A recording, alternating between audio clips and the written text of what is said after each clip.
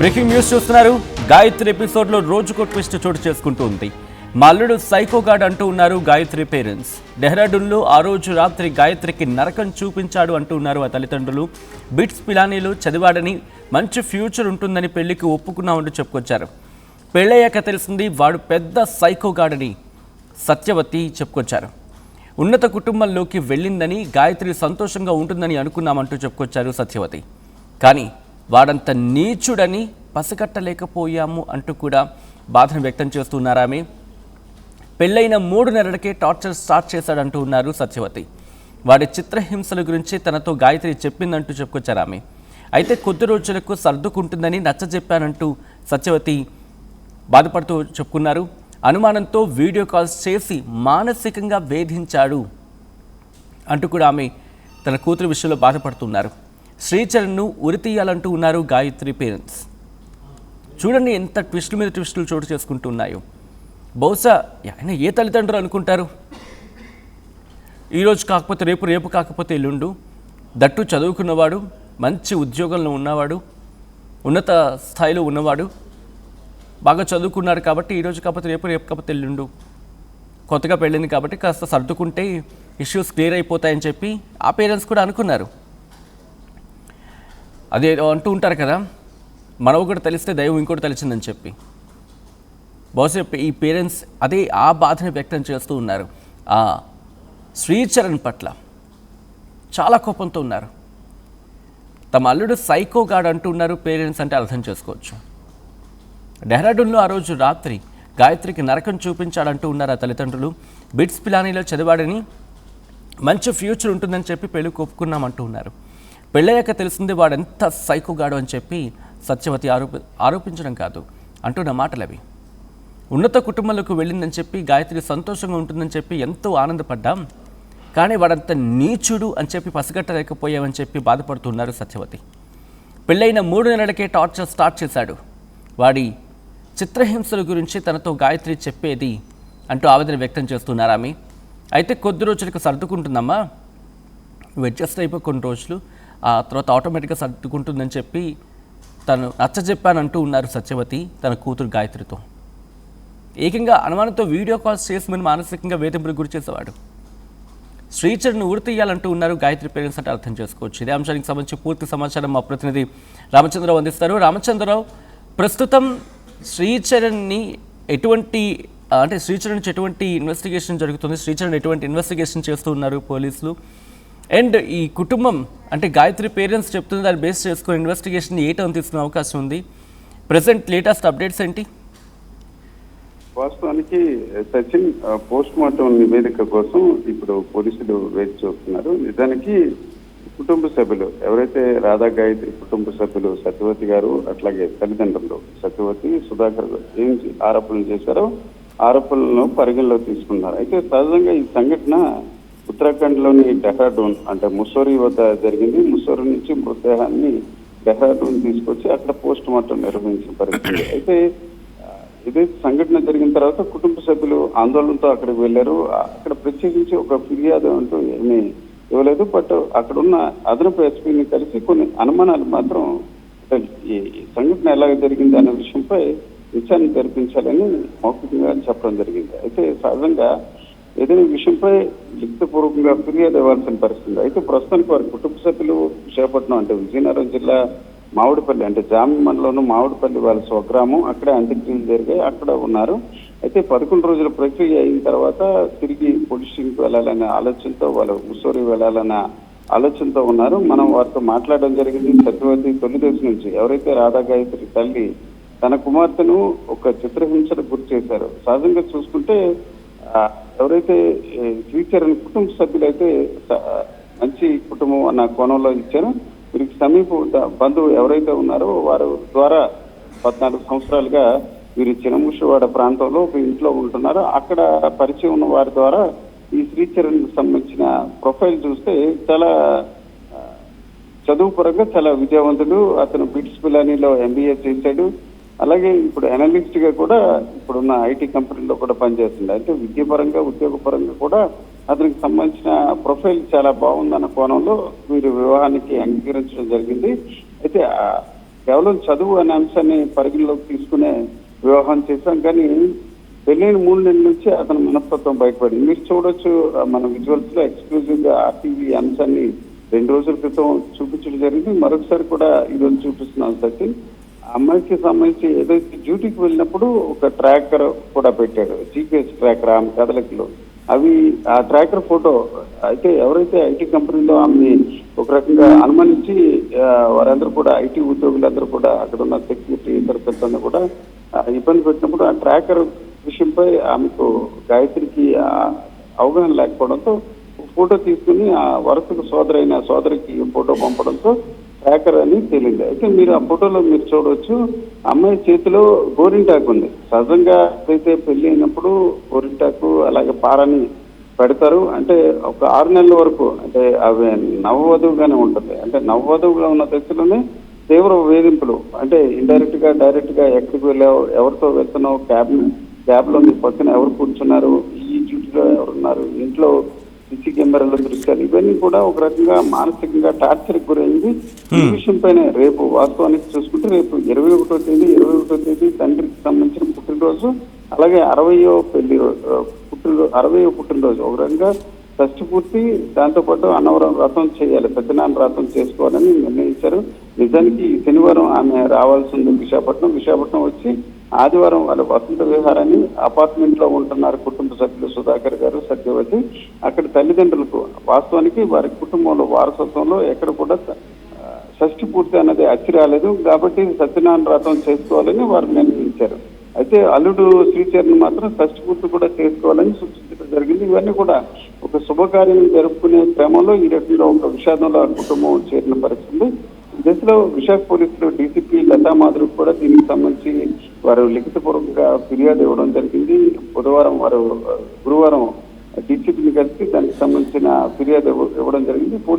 విశాఖ పోలీసులు కూడా ముస్సూరి డెహ్రాడూన్ పోలీసులతో కూడా సంప్రదింపులు జరుపుతున్నారు. అక్కడ పోస్ట్ మార్టం నివేదిక ఆధారంగా కూడా చర్యలు తీసుకునే అవకాశం ఉంది. ప్రస్తుతానికైతే సహజంగా ఒక హిందూ సాంప్రదాయంలో 11 రోజుల ప్రక్రియ జరుగుతుంది. ఆ ప్రక్రియలో భాగంగా కుటుంబ సభ్యులు కూడా ఆరోపణలు చేశారు, కానీ ఇతర అంశాలపై వ్యవహారంపై కొంత నెమ్మదిగా ఉన్నారని చెప్పుకోవచ్చు. ఆశ్చర్యకరం ఏంటంటే సచిన్, ఈ ఎవరైతే చనిపోయిన లతా మాధురి, ఎవరైతే రాధా గాయత్రికి సంబంధించిన అంత్యక్రియల దహన సంస్కారాలంతా కూడా శ్రీచరణ్ తండ్రి చేశారు. అంటే వాస్తవానికి వారి ఇంటి పేరు కోడలు కాబట్టి తమ వారసత్వంగా భావించి వారి కుటుంబ సభ్యులు మొదటి నుంచి కూడా సత్యవతి కుటుంబ సభ్యులు ఎవరైతే మన అమ్మాయి చనిపోయిన వ్యక్తి ఉన్నారో వారికి సంబంధించి అత్తమామలు చాలా కూతురులాగే చూసుకున్నారు. నిజానికి చూసుకుంటే ఢిల్లీలో కూడా ఆమె అత్తమామలు అలాగే ఆడపడుచుతో కలిసి నివసిస్తున్నారు.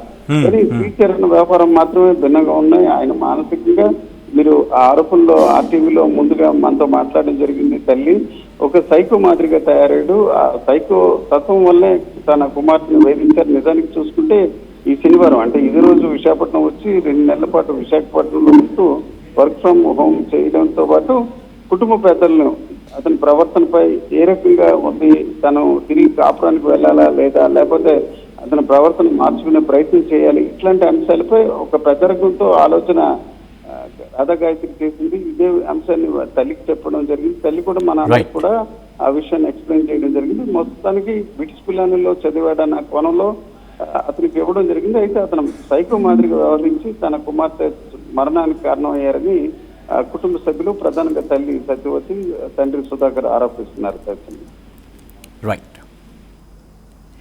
Right Ramachandrarao, thanks for the update. మొత్తానికైతే గాయత్రి ఎపిసోడ్లో రోజుకో ట్విస్ట్ చోటు చేసుకుంటూ ఉంది. మా అల్లుడు సైకోగాడ్ అంటూ ఉన్నారు గాయత్రి పేరెంట్స్.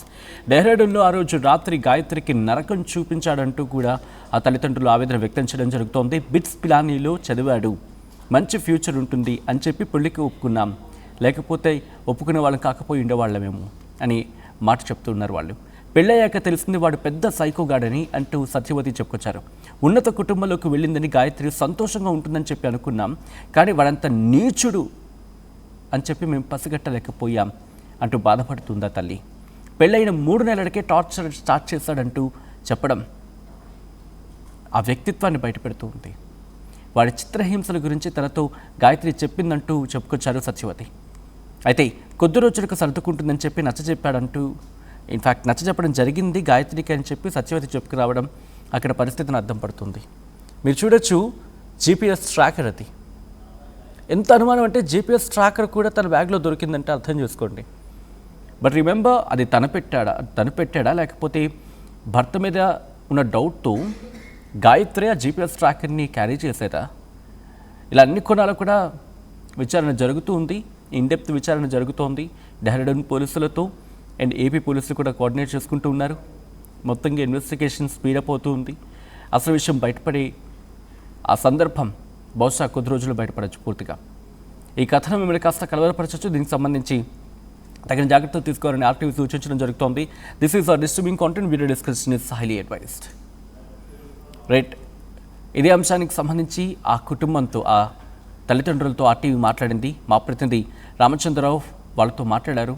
వాళ్ళు గాయత్రి గురించి తమ బాధను వెలుబుచ్చుకుంటూ ఉన్నారు ప్రేక్షకులతో, ఈ సమాజంతో. ఏమంటూ ఉన్నారు చూద్దాం.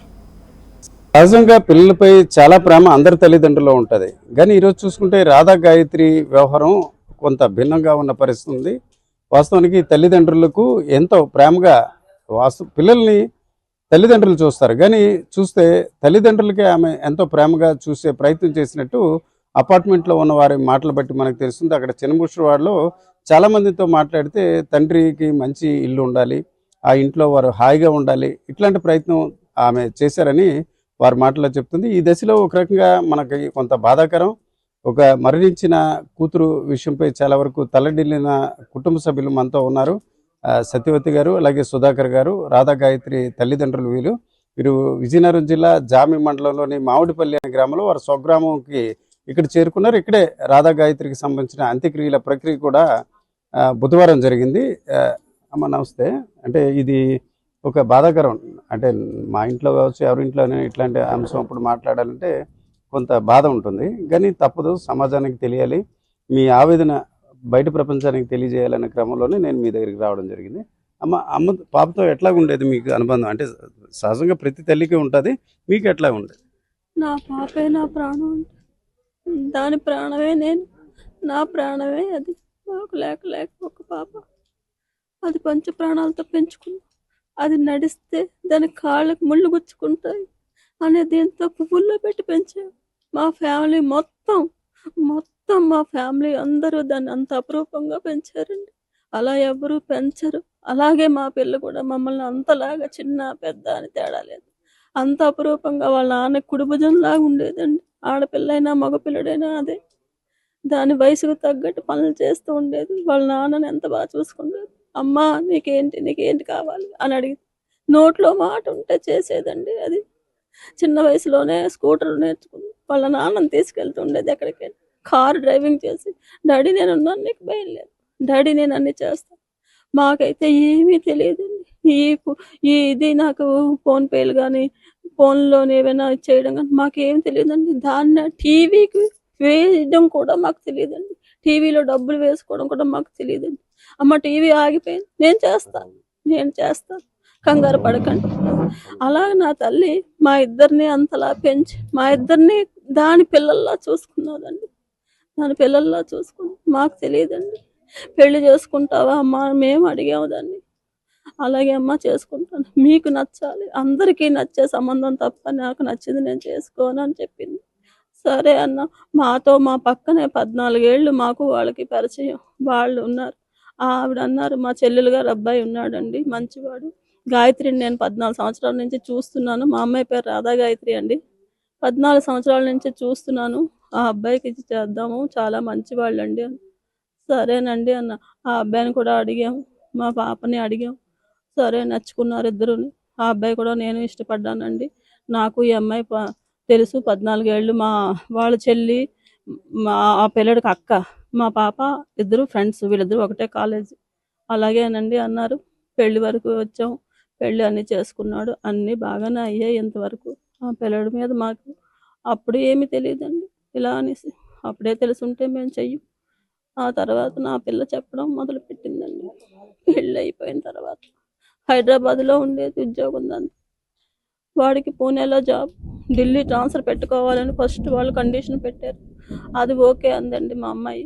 నేను ఢిల్లీకి పెట్టేసుకుంటాను, వచ్చేస్తానని. ఇవాళ రేపు ఉద్యోగాలు ఇలా పెట్టగానే అలా వచ్చావు కదండి, వచ్చింది దానికి పెట్టుకుంది, ఢిల్లీకి వెళ్ళిపోతాను. ఆ వెళ్ళే లోపు నువ్వు హైదరాబాద్లో ఉండి ఆఫీస్కి వెళ్ళేటప్పుడు వీడియో కాల్ చెయ్యి. నీ బండి మీద అండి, దానికి బండి కొన్నాం మేము, బండి మీద వెళ్ళేది దగ్గరే, రాత్రులు క్యాబ్ అంటే భయం అనేసి వాళ్ళ నాన్నగారు దానికి 4 కిలోమీటర్ల దూరంలోనే, ముందు క్యాబ్లోనే వెళ్ళేది, తర్వాత బండి కొన్నది వాళ్ళ నాన్నగారికి కొంది. అది పెళ్ళయ్యి వెళ్ళిపోతాను డాడీ, నా బండి నీ కోసం, నీది పాత బండి అయిపోయింది కానీ వాళ్ళ నాన్నగారికి బండి కొంది, అక్కడ కొంది, నేను వాడి నీకు ఇస్తాను డాడీ అంది. అలాగే అమ్మ అన్నాం. అంతే. ఆ బండి మీద వెళ్తూ ఉంటే వీడియో కాల్ చేసి, పెళ్ళైన తర్వాత అనుమానం పెడకూడదు కదండి, నీ వెనకాతలు ఎవడున్నాడు, ముందు ఎవడున్నాడు అడిగేవాడు. బండి మీద వెళ్ళేటప్పుడు ఏంటి ఈ పిల్లడి బిహేవియర్ ఇలా ఉంటుందా అనుకునేది నా కూతురు, అంతే. అవి బాధపడలేదండి, అది ఎప్పుడు వెళ్ళేది ఆఫీస్కి వెళ్ళి వచ్చేది. ఆఫీస్లో కూడా వెళ్ళి కూర్చోగానే వెనకాతల వీడియో కాల్ చేయి, ఎవడున్నాడు వెనకాల, ముందు ఎవడున్నాడు, ఇదేంటి ఇలాగా అని నాతో ఒకసారి అడిగింది. అమ్మ ఇప్పుడు పిల్లల మెంటాలిటీ అలాగే ఉంది, వాళ్ళు కల్చర్ అలాగే ఉంటున్నది కాబట్టి సర్దుకోవాలి మనమే అని చెప్పానండి దానికి. అలాగే అమ్మ అంది. అలా కొన్నాళ్ళు గడిచిపోయిందండి, బాగానే ఉన్నారు అనుకున్నాం. ఆ అబ్బాయి అక్కడ ఇది ఇక్కడే ఉండేవారు తప్ప వాళ్ళిద్దరూ కలిసి 10 రోజులు కూడా ఎప్పుడూ లేరండి. వాళ్ళకి ఆఫీసు, దీనికి ఆఫీసు, వెళ్ళలేదు, ఎక్కడ ఉండలేదు. ఢిల్లీ వెళ్ళారు, ఓ 15 రోజులు ఉన్నారు, అంతే, అయిపోయింది, వచ్చేసారు. ఆ తర్వాత ఒకరోజు ఏం చేసిందంటే మా మేనత్త గారికి చాలా సీరియస్గా ఉందని ఓ టెలిగ్రామ్ వచ్చింది, దానికి ఫోన్ వచ్చింది, తను మాతో వచ్చేసింది. దానికి ఆఫీస్ బ్యాగ్ అక్కడ వదిలేసి వచ్చేసిందండి. ఈ అబ్బాయి ఉన్నాడు అప్పుడు అక్కడ, తను వెళ్ళిపోతాడు పూణే, మేము ఇటు వచ్చేస్తున్నాం అన్నప్పుడు ఆ అబ్బాయి ఉండిపోయాడండి నైట్. ఉండిపోయి జీపీ ట్రాగర్ ఉంటుంది కదా, ట్రాకరా నాకు అదే తెలియదు, అలాంటివి కూడా మాకు తెలియవండి ఏవిని. అది చిన్నది బ్యాగ్ కన్నం పెట్టి అందులో పెట్టేశాడండి. అది పాపకి తెలియదండి అలా జరిగిందని. ఇక్కడ నుంచి ఇవన్నీ అయిపోయాక వెళ్ళిపోయింది, ఇది చాలా బాధతో వెళ్ళిపోయింది. ఆవిడ చాలా మమ్మల్ని బాగా చూసేది, ఆవిడ చనిపోయింది. సరే ఆ బాధలో వెళ్ళిపోయింది మా పిల్ల. అక్కడికి వెళ్ళిన తర్వాత ఆఫీస్కి వెళ్ళాక తెలిసింది. ఒకరోజు సైలెంట్గా ఆఫీస్ ఉంటే అది కీమని సౌండ్ వచ్చిందంట. వాచ్మ్యాన్ ఉంటాడు కదండి, అతను వచ్చి గబగబని అడిగాడంట, ఏంటమ్మా ఇది ఎక్కడ వస్తున్నదని. దీని బ్యాగ్లో వచ్చేసరికి దీన్ని అరెస్ట్ చేస్తామని అందరూ వచ్చారంటండి, పోలీసులతో సహా. అమ్మా ఏంటి ఇది, నాకు ఏమర్థం, రాత్రి 11 గంటలకు ఫోన్ చేసి అడిగింది, నాకు అర్థం కావట్లేదమ్మా. దాని కొలీగ్స్కి ఫోన్ చేస్తే వాళ్ళందరూ వెళ్ళారు అక్కడికి. వెళ్ళి ఏంటమ్మా ఇది ఏంటంటే వాళ్ళన్నీ దాన్ని చెక్ చేసుకుని, అంటే అది ఆఫీస్ టు ఆఫీస్ ఏవైనా మెయిల్స్ వెళ్ళిపోతాయి ఏంటో అనేది అలా అనుకున్నారంట. కాదు, వాళ్ళ హస్బెండే పెట్టాడు, ఈ అమ్మాయి మీద అనుమానం వచ్చింది, అనుమానంతో పెట్టుకున్నాడు అనేసి.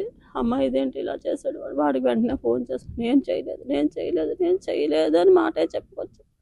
అలా అంటే ఈయన నాకు తెలిసిన వాళ్ళు ఉన్నారు, పోలీస్ కంప్లైంట్ చేస్తామండి, మేము చేస్తామనే గాబరాలో తను వచ్చి మొత్తం తారుమారు చేసేసాడండి.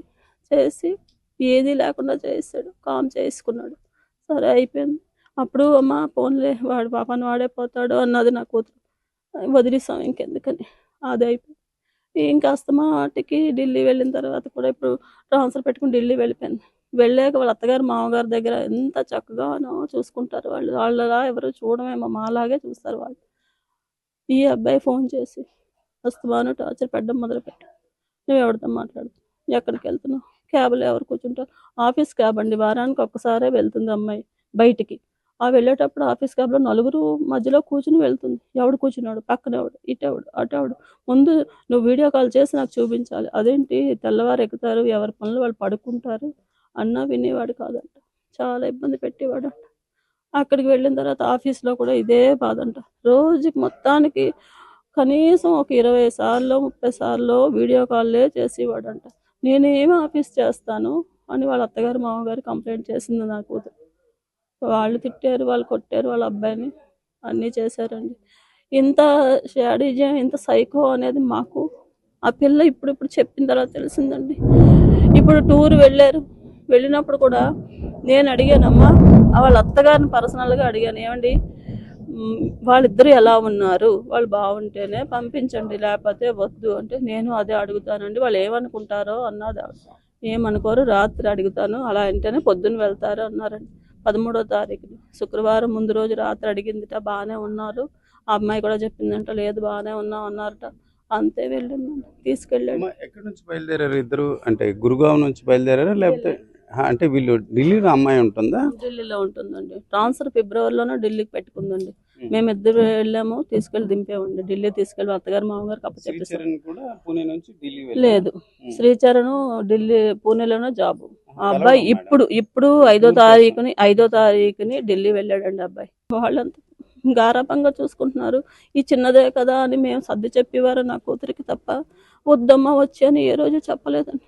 అది ఫైనల్గా చెప్పడం ఏంటంటే నిన్న రావాలండి నా కూతురు, నిన్న మా ఇంటికి రావాలి. చెప్పింది, అమ్మా నేను వచ్చానంటే 2 నెలల వరకు హోమ్ తెచ్చుకుని వస్తాను, మీ అందరితోనే కూర్చొని మాట్లాడతానమ్మా, మాట్లాడి మీరు ఏ నిర్ణయం చెప్తే అదే తీసుకుంటాను అని చెప్పిందండి నా కూతురు నాకు.